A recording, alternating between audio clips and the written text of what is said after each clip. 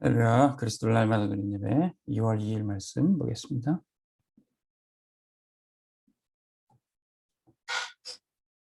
오늘 제목은 라합의 산업선교입니다. 여호수아 2장 8절에서 14절 말씀. 때로 우리가 드는 생각이 있습니다. 나는 좀 대단하다. 반대로 나는 참 가치 없다, 부족하다 이런 생각이 들 때가 있는데 둘 다 틀린 것입니다. 우리는 하나님의 자녀입니다. 내가 하나님의 자녀로서 정체성을 갖고 그 속에 누리는 것이 최고 축복입니다. 때로는 우리 삶에 문제도 옵니다. 그것도 하나님의 계획으로 믿으면 됩니다. 문제가 온 순간에도 우리가 짧은 순간 말씀을 제대로 붙잡으면요, 우리 인생에 변화가 옵니다. 오늘 말씀의 기생 라합도 말씀 하나 딱 붙잡고 제대로 들은 것도 아닙니다. 소문으로 들었는데 그 언약 붙잡고 최고 응답 받았어요. 어떤 사람은 감옥에 갇혀 있다가 평생 인생을 방황하며 낭비하며 살았던 인생이었는데 감옥에서 또 다른 감옥으로 이감하는 중에 그때 전도자를 통해서 말씀을 들었는데 5분 말씀을 들었는데 인생을 변화시킨 사람도 있습니다. 그 사람 군대에서 한 번 예배 드렸는데 자기 인생을 바꿀 만한 언약을 붙잡고 인생이 변화된 사람도 있습니다. 오늘 라합이 바로 말씀 하나 잘 붙잡았는데 인생이 완전히 바뀐 사람입니다. 라합은 말씀 하나로 보호자의 축복을 누렸어요. 라합이 누린 보호자의 축복이 뭡니까? 절대 언약을 붙잡았어요. 여리고성을 정탐하라고 여호수아가 정탐꾼들을 보냈는데 그 정탐꾼들이 라합의 집에 숨어들었어요.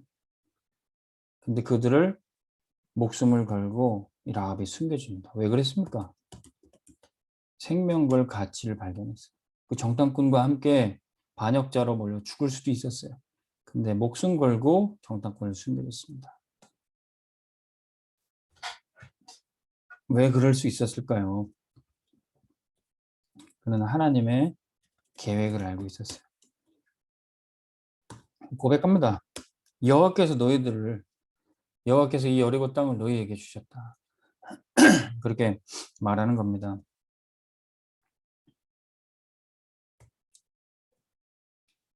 그래서 이 정탐꾼이 나중에 살아서 돌아가서 여호수아에게 보고합니다. 이 땅에 대한 올바른 정보를 가르쳐주게 돼요. 그래서 여리고는 무너지게 되죠. 여리고 정복의 주역이 바로 라합이 됐던 겁니다. 이스라엘 백성들은 우리가 어떻게 가나안 족속들을 이기냐, 저 견고한 여리고성을 어떻게 무너뜨리냐, 이스라엘 백성들이 두려워하고 있었어요. 근데 올바른 정보를 라합이 줍니다. 이 여리고 거민들이 이미 간담이 녹았다는 거예요. 마음이 녹았다는 거예요. 그들의 신은 그들을 떠났다는 겁니다. 이 사실적인 정보를 라합이 건네주게 되는 겁니다. 라합은 시공간을 초월하는 역사를 누리게 돼요.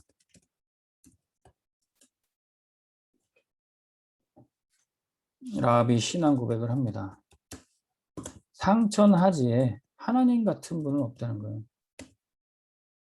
이스라엘 백성이 믿는 그 하나님은 상천, 하늘 위에도 하지, 땅 아래에서도 그런 하나님 같은 분이 없다는 겁니다. 그 어마어마한 강대국 애굽을 무너뜨리고 10가지 기적으로 애굽을 완전히 쑥대밭으로 만들어 놓은 다음에 거기서 해방됐어요. 말도 안 되는 이야기입니다. 게다가 나오다가 홍해바다가 막혀 있는데 애굽 군대가 그 철병과 군대가 쫓아오는데 하나님이 홍해바다를 가르치고 그 애굽의 군대는 다 홍해바다에 수장시켜 버립니다. 광야길을 40년을 걸어왔어요. 근데 죽지도 않고 구름기둥과 불기둥으로 인도하시고 만나와 메추라기를 먹여주시고 거기서 이제 가나안 땅을 정복하러 여리고성을 무너뜨리러 온다는 겁니다. 이거를 소문으로만 들었던 라합은 이건 진짜 위대한 하나님이시라는 거예요. 이 위대한 신앙 고백을 하는 겁니다. 하늘 위에 땅 아래 하나님 같은 분은 없다.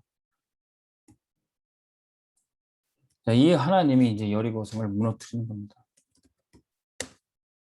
애굽에서뿐만 아니라 광야에서 인도하셨던 그 하나님이 이제 가나안 땅 여리고를 무너뜨리시는 그 역사를 라합은 믿었고 보는 것입니다. 자, 그런데 이제 이 여리고가 무너질 때 라합과 그의 집은 어떻게 됩니까? 그래서 이 라합은 구원의 언약을 붙잡습니다. 라합, 너의 집에 붉은 줄을 매라. 그러면 네 가정이 구원받을 것이다. 여리고성은 다 무너지는데 이 붉은 줄을 맨 언약 잡은 그 집만 구원받게 되는 겁니다. 이 라합의 집에 뭐 공부를 잘하든 못하든 얼굴이 잘생겼든 못했든 나쁜 사람이든 악한 사람, 착한 사람이든 이 집에 들어가면 구원받습니다. 방주에 어떤 사람인지 들어가면 구원받는 거예요. 누구든지 그리스도 안에 있으면 새로운 피조물이라. 이 구원의 역사를 라합이 체험하게 되는 거죠. 그래서 가정을 구원하게 되는 겁니다. 지금도 우리에게 예수 그리스도라는 구원의 방주, 이 라합의 집이 있습니다. 이 집에 들어가는 자는 누구든지 구원받았어요. 시공간을 초월한 역사로 하나님의 구원을 체험하게 되어 있습니다. 자, 이거 체험한 라합은 이제 237의 빛을 비추는 그 일에 쓰임을 받게 됩니다. 라합의 그 이름이 그리스도의 족보에 들어가게 돼요. 마태복음 1장에 많은 비천한 여자들이 나오는데 그 여자들의 신분과 자리가 어떠하든지 상관없어요. 작고 비천한 자리를 할지라도 세계 복음화 위에 쓰임 받을 수 있어요. 라합이 그 축복을 누렸던 겁니다. 우리는 나 자신을 볼 때 과대 포장할 필요 없습니다. 그리고 지나치게 과소평가할 필요도 없어요. 그래서 내가 하나님의 자녀고 하나님의 백성이라면은 우리는 그 축복을 누리면 되는 겁니다. 어떻게 그 응답을 누릴 수 있습니까?